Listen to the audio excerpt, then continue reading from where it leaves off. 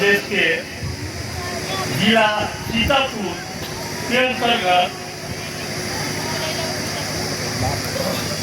नवीन नगर के नगर निगम के अंदर हम लोग बिहार से चलकर आपके यहाँ आने का आखिर मकसद क्या है, क्या कारण है?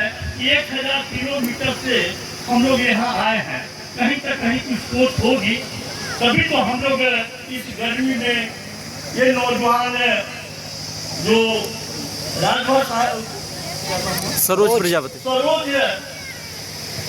राजभर जी बिहार उत्तर प्रदेश की बॉर्डर पर हमको उसी से आंसर किया।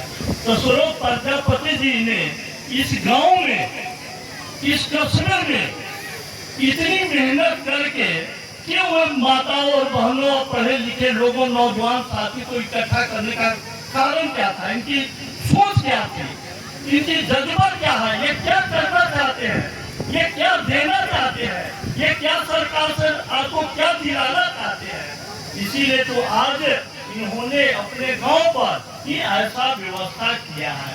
जो तमाम लोग आप लोग आए हैं, मैं तमाम अतिथिगण उत्तर प्रदेश से, अलीगढ़ से आए हुए हैं, बिहार से हमारे लोग हैं, ये शिक्षा सहायिका आंगनबाड़ी, ये तमाम जो जिनको अधिकार देने का काम है वो हमारे बिहार से महिला पधारी हुई है, विंध्यश्री बाबू है और लोटाराम निसार साहब है, अनिल जैन साहब है और तमाम बिहार और उत्तर प्रदेश के लोग आपके बीच आए हैं।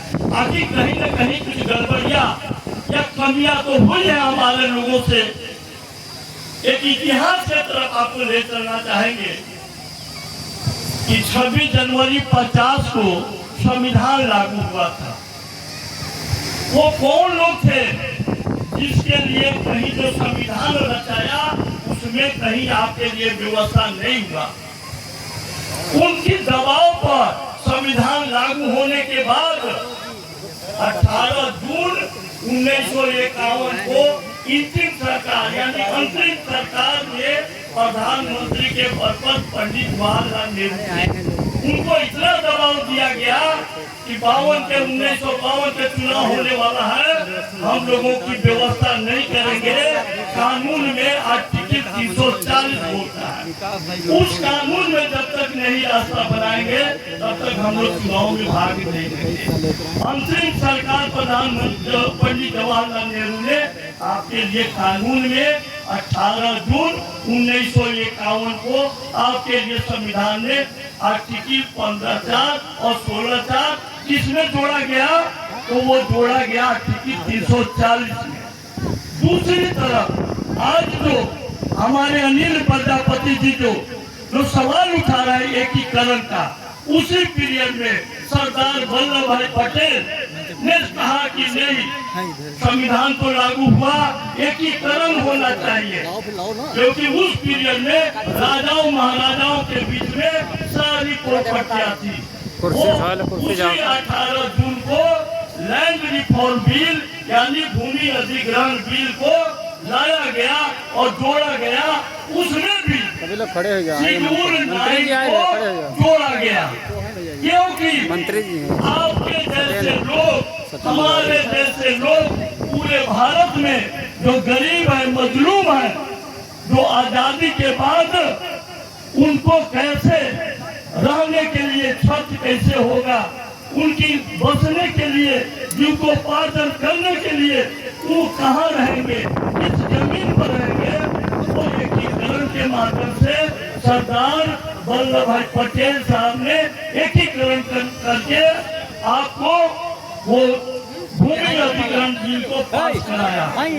दूसरी तरफ आपके अधिकार के लिए चुनाव होने के बाद 29 जनवरी 1953 में आपके लिए कमीशन बना दिया गया कि ये कमीशन रिपोर्ट करके लाएगा, इनको डेवलप होगा। तीसरी जब रिपोर्ट आ गया 30 मार्च 1952 को, वो कानून बनना था, नहीं बना। दूसरी तरफ 8 अगस्त 1961 को संविधान संशोधन करके अरे तुम और सेंट्रल गवर्नमेंट से गजट नोटिफिकेशन करने के बाद आपके लिए एक पत्र जारी किया गया। उसी पत्र के माध्यम से जो दबे कुचले हैं, जो डिसेबल वर्ग के लोग हैं, कुछ सैनिक सेवा पर के आधारित लोग हैं, जो गाँव में गुलामी करने वाले लोग हैं, उनके लिए उनको इंग्लिश में ईबीसी कहते हैं, एक्सट्रीमली बैकवर्ड कहते हैं, मोस्ट बैकवर्ड कहते हैं। उनकी कहीं भी संवैधानिक व्यवस्था में लिखित नहीं था। तो बिहार के जननायक कर्पूरी ठाकुर 22 दिसंबर 70 में जब मुख्यमंत्री बने, कमेटी गठित किए, सरकार भी गिरा दिया गया और दूसरे लोग आए, वो कमेटी फॉर्म करके रिपोर्ट आया, तब उन्होंने 11 अगस्त 1978 को वो बिहार में देने का काम किए। जो अपमान है, गालियां सुने, किसके लिए? यही तो पड़ोसी राज्य बिहार के उत्तर प्रदेश है।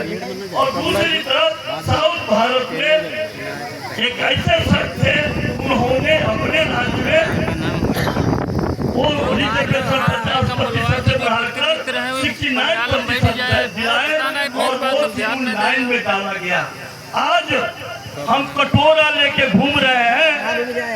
आर्थिक संविधान में लिखा हुआ है 3 राजनीतिक हिस्सेदारी, पॉलिटिकल रिप्रेजेंटेशन, आर्थिक, राजनीतिक, सामाजिक। ये 3 में आर्थिक के सवाल पर हमारे नौजवान बेरोजगार हो रहा है। उसके लिए आज हम लोग कटोरा लेके सरकार के पीछे जा रहे हैं कि हमको कुछ आर्थिक मदद दे दीजिए, कि ताकि हमारे नौजवान कुछ कारोबार कर सके। उसमें संविधान में लिखा हुआ है आर्टिकल 15(5) के तहत ये आपको सारा डेवलपमेंट करने का व्यवस्था है। सारी कारोबार इंडस्ट्रियल में बड़े बड़े जो फैक्ट्रियां हैं, उसमें भी आपको जाने का अधिकार है।